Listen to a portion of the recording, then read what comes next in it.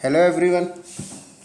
तो आज हम आगे बढ़ते हैं नेक्स्ट लेक्चर की तरफ और अगला टॉपिक हमारा आज का है अमेज़ॉन डाटाबेस। ठीक है, डाटाबेस के बारे में आज हम देखेंगे और ऐसे समझ लो कि बहुत ही ज़्यादा इम्पोर्टेंट टॉपिक है। ना ही एडब्ल्यूएस के पर्सपेक्टिव से आप पूरे आईटी के बारे में इंडस्ट्रीज लेवल पे बात करो तो डाटाबेस का बहुत ही बड़ा रोल होता है ना। तो मैं एडब्ल्यूएस डाटाबेस की सर्विस के बारे में बात करने से पहले मैं थोड़ा सा आपको डाटाबेस के रोल के बारे में बता दूं। भाई क्या इंपॉर्टेंसी होती है डाटाबेस की हमारे आईटी इंडस्ट्रीज में। चलो, तो डायग्राम के फॉर्मेट में समझते हैं हम यहाँ पर।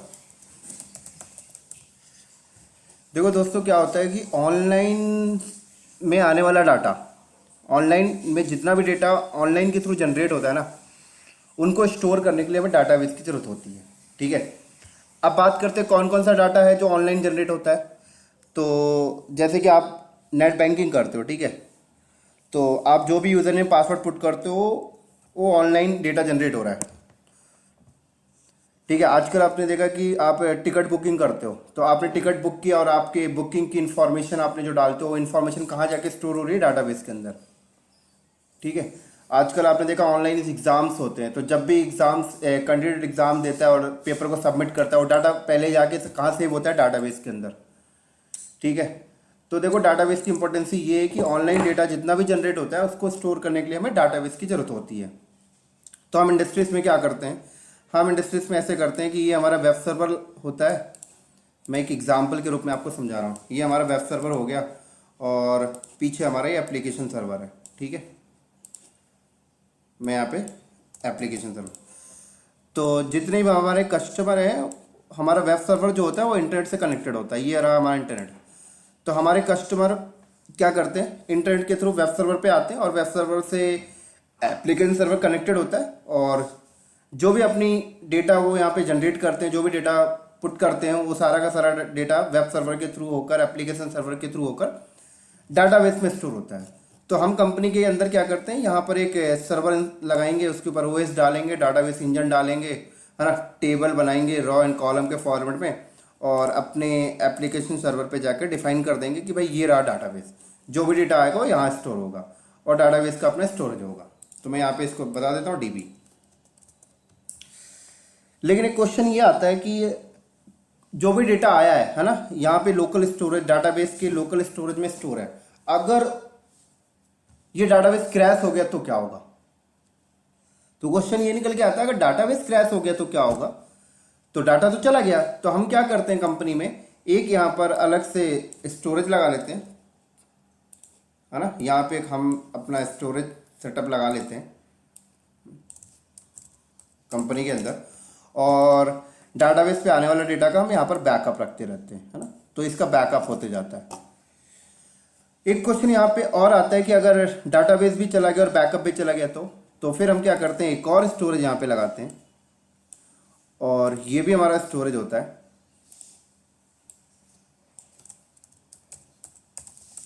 बट ये हमारा सेकेंडरी स्टोरेज होता है और हम क्या करते हैं, यहाँ पर भी बैकअप लेते हैं, मतलब दो जगह बैकअप लेते हैं। ये हमारा डाटाबेस का प्राइमरी बैकअप हो गया और ये हमारा सेकेंडरी बैकअप हो गया। क्लियर? तो इस तरीके से मैनेज की जाती है। हाँ, एक क्वेश्चन और आता है कि चलो ठीक है, बैकअप तो आप रख रहे हो, लेकिन अगर डाटाबेस क्रैश हो गया तो आपके कस्टमर को कुछ टाइम पीरियड के लिए डाटाबेस रीचेबल ही नहीं होगा। तो हम क्या करते हैं, हाई अवेलेबिलिटी बनाने के लिए मल्टीपल डाटाबेस लगा लेते हैं। जैसे एक और लगा लिया, एक और लगा लिया, एक और लगा लिया, और क्या करेंगे, इन सब का क्लस्टरिंग कर देते हैं।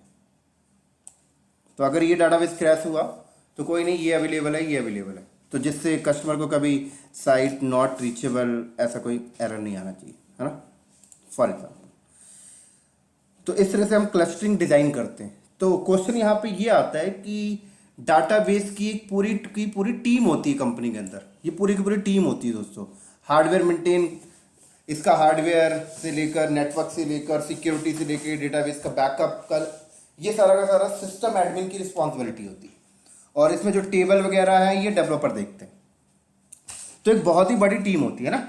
चलो डेवलपर की बात तो ठीक है, लेकिन यहाँ पर इतना कॉस्ट और इतना बड़ा इंफ्रास्ट्रक्चर अलग से देखो आपको देखने को मिल रहा है।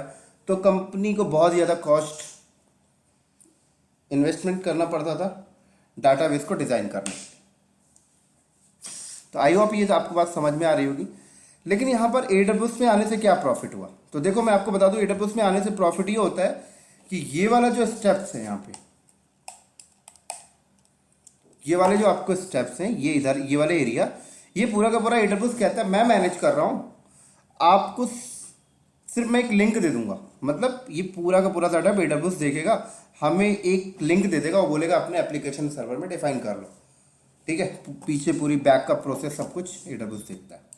तो थोड़ा सा डिटेल में देखते हैं AWS के बारे में। ये तो AWS बात करते हैं अमेजॉन डाटाबेस सर्विस। तो कौन सी सर्विस है, नाम क्या है दोस्तों, RDS है ना, stand for relational database service,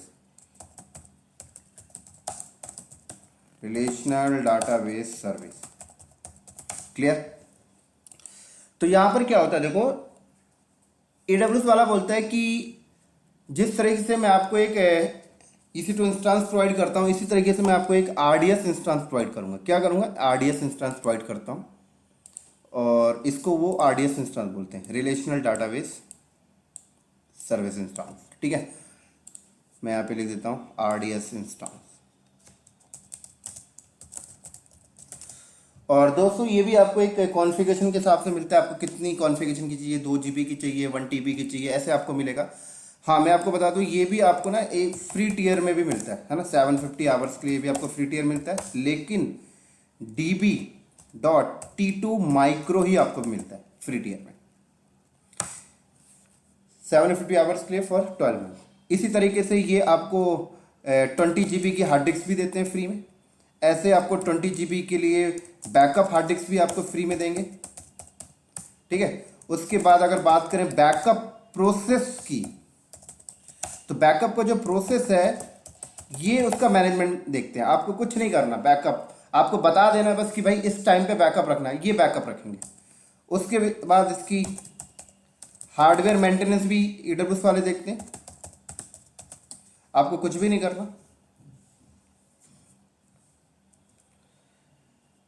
clear. तो सब कुछ वो आपको मैनेज करेंगे, और उसके साथ साथ क्या करेंगे, इसके ऊपर OS भी वो इंस्टॉल करके देंगे, और डाटाबेस इंजन भी इंस्टॉल करके दे देंगे। आप बता दो आपको कौन सा इंजन चाहिए। आप अगर MariaDB बोलोगे तो ये MariaDB दे देंगे, आप बोलोगे Oracle तो ये Oracle दे देंगे आपको। ठीक है, अगर आप बोलोगे मुझे PostgreSQL चाहिए तो ये वो दे देंगे आपको, आपकी रिक्वायरमेंट के हिसाब से। अगर आप बोलोगे इसको Amazon Aurora, अमेजोन का खुद का अपना है, तो ये वो भी आपको दे देंगे। ठीक है, और आप अगर MySQL बोलोगे तो MySQL आपको मिल जाएगा, और अगर आपको SQL सर्वर बोलोगे तो SQL सर्वर, तो जो भी आप बोलोगे वो इंजन ये इंस्टॉल करके दे देंगे। क्लियर। उसके बाद अगर हम RDS instance types of deployment की बात करें, तो देखो अगर मैं बात करूं यहाँ पर RDS instance types of deployment, तो दोस्तों 3 टाइप के डिप्लॉयमेंट देते हैं हमें।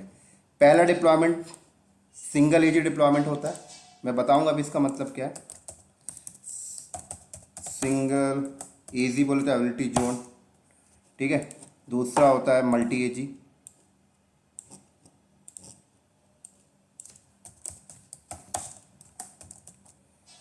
ठीक है, और तीसरा होता है रीड रेप्लिका। तो एक एक करके समझते हैं तीनों को।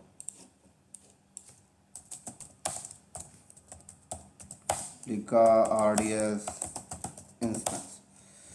तो दोस्तों सिंगल एजी का मतलब क्या हुआ, देखो सिंगल एजी मतलब एबिलिटी जोन है ना, जैसे ये एक जोन है, थोड़ा सा बड़ा बनाता हूं।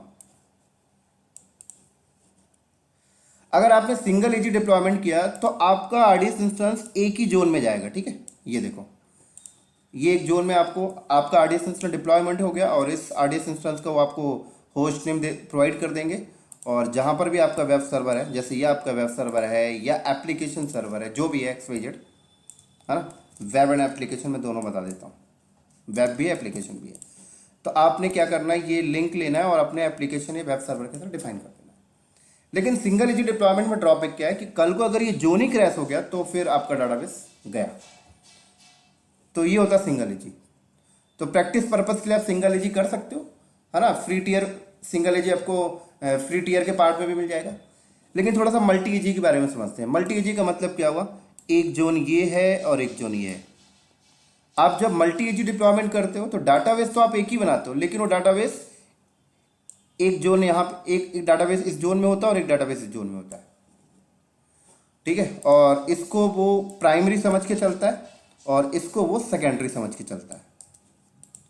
उसके बाद आपको इन दोनों में एड्रेस किसका मिलता है मैं आपको बता दूं। वो क्या करते हैं, आपको एक सिंगल एड्रेस देते हैं। मतलब वो क्या करते हैं, आप पहले से लोड बैलेंसर लगा देते हैं डाटाबेस के आगे, ये ठीक है। वो लोड बैलेंसर आपको पहले से लगा देते हैं, ये भी उसी में ऐड होता है और ये भी उसी में ऐड होता है, और आपको लोड बैलेंसर का एड्रेस देंगे, ये लोड बैलेंसर का। तो आपने जो क्या किया, ये आपका वेब सर्वर है या एप्लीकेशन सर्वर है, वेब या एप्लीकेशन। तो आपने ये लिंक को अपने एप्लीकेशन वेब सर्वर के साथ ऐड कर लिया। सारी की सारी ट्रैफिक आपकी प्राइमरी की साइड जाएगी। अगर प्राइमरी डाउन होता है तो आपकी ट्रैफिक क्या होगी, सेकेंडरी की साइड से चली जाएगी। और प्राइमरी और सेकेंडरी दोनों के बीच में रेप्लिकेशन होती रहती है और सिंक्रोनाइजेशन रेप्लिकेशन होती है, ये भी आपको ध्यान रखनी बात, ठीक है। तो जैसे ही प्राइमरी डाउन हुआ तो सेकेंडरी की तरफ ट्रैफिक चलेगी, अगर प्राइमरी अप हो गया तो वापस से रिवर्ट बैक हो जाता है। तो आई होप आपको समझ में आ गया। और मल्टी एजी बहुत बेनिफिट है अगर आप प्रोडक्शन में हो तो, और लेकिन ये फ्री टियर में आपको नहीं मिलता है, ये चीज़ आपको ध्यान रखनी है।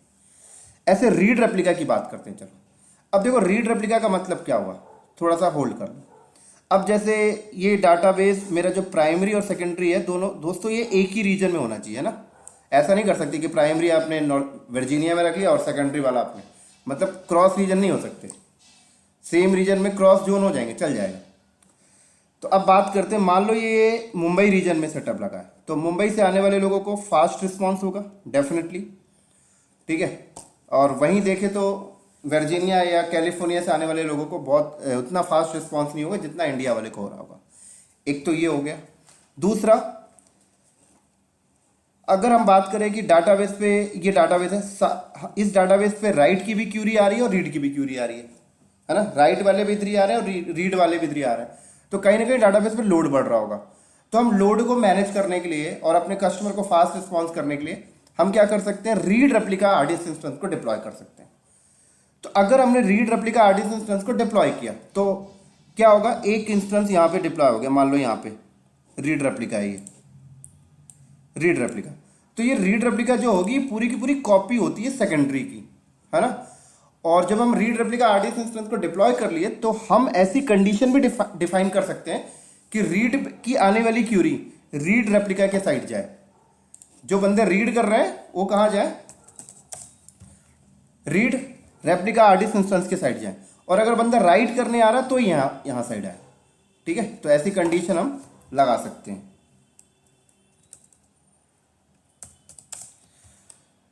तो मैं बता देता हूं, और ये हमारा रीड रेप्लिका आरडीएस इंस्टेंस है और ये सेकेंडरी से कनेक्टेड होता है दोस्तों। मतलब जो भी डेटा प्राइमरी में आना है, प्राइमरी से सेकेंडरी वाला क्या करेगा, सिंक्रोनाइजेशन करेगा और सेकेंडरी वाला रीड रेप्लिका को दे देगा तो स्टोर कर लेगा। मतलब पूरी की पूरी कॉपी होती है, सिर्फ इसमें रीड की क्यूरी अलाउ होती है बस। तो कहीं ना कहीं देखो लोड भी कम हो गया।